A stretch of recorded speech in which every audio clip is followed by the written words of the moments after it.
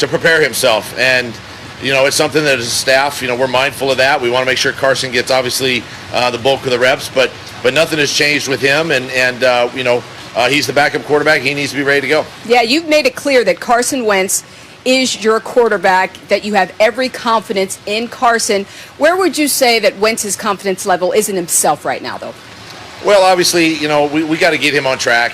We got to get him back on track, I should say. And that just comes from playing well and playing well around him. And that's playing complementary football. All three phases need to play well. And, that helps your quarterback. When your O-line plays good, your runners play well, receivers, tight ends, your quarterback can play well. And then I can help him with play calls as well. So it's a process that we're working through, and we'll work ourselves out of it. Carson told us that he does everything he can to try to block out the outside noise, but he hears it. You must hear it too. How do you coach through that? Well, we hear it because we're asked about it every day, and so obviously we got to answer the questions, and we got to the best we can just kind of focus on the team and focus internally on what we're doing in our process, and trust the man next to us. And that's what I have to do with my coaching staff. The coaches have to trust the players, and then we go play and work extremely hard during the week. And the thing is too, if you win games in this league, a lot of this stuff goes away, and we're not talking about it. And we haven't been doing that right now, and that's something we're focused on. Thank you, Doug. Good luck to you tonight. Thank you. Coming up here, Monday Night Countdown, Tyreek Hill. Right, so the defense finding their groove, and the running backs are back, so they expect some good positive things for the stretch run. Tough weather in Philadelphia, also here in New York City, so we are in our home away from home. And as we started the show with an avalanche of schedule changes because of COVID protocols, Adam, let's review, and let's start with the Ravens and the Steelers and just how many times this game has been moved. For the third time, the Ravens-Steelers game has been postponed, and it has been postponed to Wednesday, assuming there are no more positive tests out of Baltimore. The Ravens then would go out later this week, fly to Pittsburgh to play a game that was supposed to be on Thanksgiving night, was then moved to Sunday afternoon, was moved to Tuesday, now is being moved again to Wednesday. And it's being moved to Wednesday at 3:40 in the afternoon because, get this, NBC has the Rockefeller Center tree lighting ceremony that night in primetime. So the tree lighting ceremony took precedence over one of the NFL's great rivalries, the Steelers and the Ravens. So that goes at 3:40 Eastern, 12:40 on the West Coast. You can have lunch and watch the game on the West Coast if you'd like. That necessitated other moves as well. That meant moving Steelers-Washington, which had been Sunday, to Monday at 5 o'clock. And take a look at the schedule. Now, Pittsburgh and Washington, the Steelers have the same amount of time off as a team playing on a Sunday to a Thursday. They'll play Wednesday to Sunday, or Wednesday to Monday now in this particular case. And that means the Bills-49ers stays Monday night, and the Cowboys-Ravens game, which was supposed to be this Thursday, which was moved to next Monday, now will be next Tuesday, which is big. And I'll tell you why it's big. Because now Lamar Jackson is probably going to be back for that game. Whereas if that game had been played this Thursday, Lamar Jackson would have missed that game. He would have missed 2 games. So by pushing that game back till next week, that's an advantage for Baltimore that the league provided, because now Lamar Jackson will come back for that game. So it's obviously a slew of changes. And should this game happen on Wednesday between the Ravens and Steelers, that would mean that the NFL would be through 12 weeks of the season, because the 12th week has been the longest week in NFL history, and it would be 12 weeks without a single game that has been canceled this season. And Steve, Lamar coming back is obviously a strategic advantage for the Ravens, but it's not why the NFL is doing this. The NFL points only to safety, not competitive advantage. But if you're a player, you just have to deal.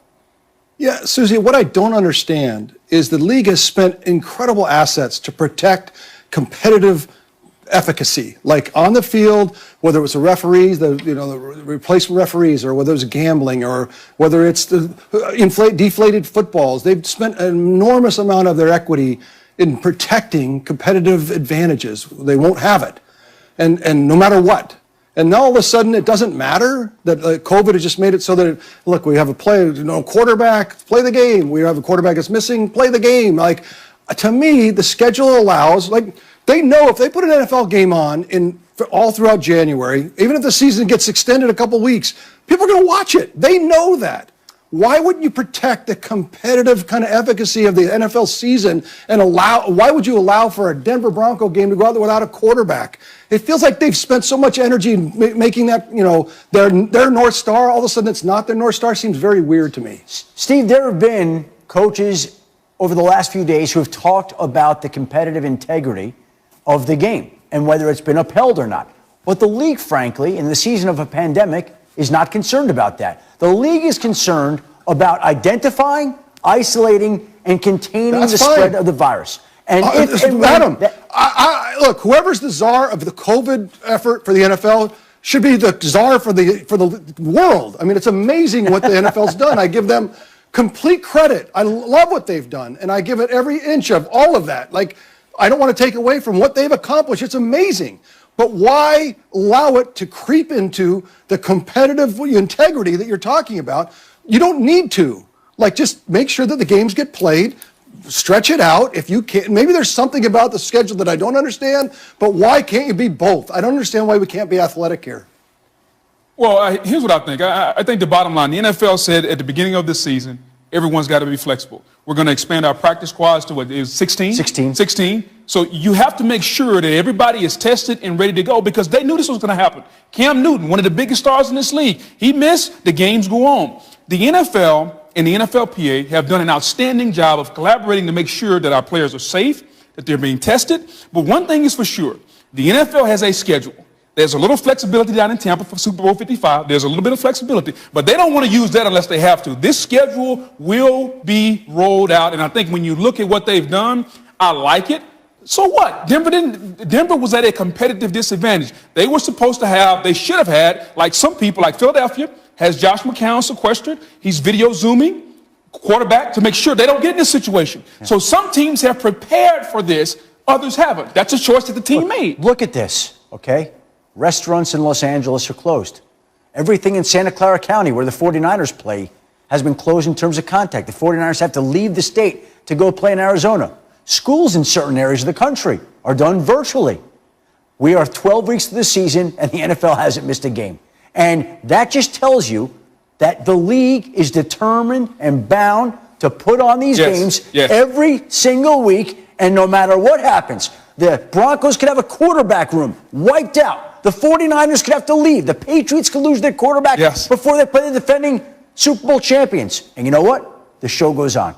The show goes on. It's going to keep that way all season long unless there's an outbreak like we've seen in Baltimore and like we've seen in Tennessee. And even then, the show goes on. Randy, are you feeling safe if you're a player for the Ravens? No, I'm really just concerned. As big as this game was for Thursday night, and now they have to wait all of this time, I'm really concerned from a mental state to see where they are. How are they going to come out in a game like this? Then they got to turn around and play a few days afterward.